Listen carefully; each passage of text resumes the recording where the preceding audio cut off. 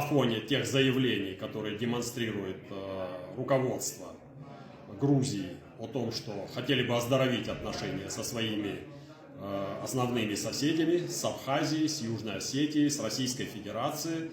Разумеется, эти заявления не проходят мимо нашего внимания, но при этом, как я уже говорил не раз, необходимы практические подтверждения, реальные шаги. С моей точки зрения, их может быть несколько. В том числе это отмена закона об оккупированных территориях, который просто уже не выдерживает никакой критики, никакой проверки временем. Нужно отдавать себе отчет, в каких актуальных реалиях мы сегодня находимся. И второе, конечно, это очень важно.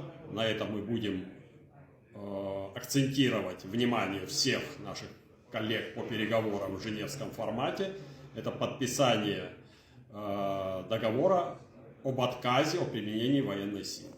После этого можно говорить о чем-то еще.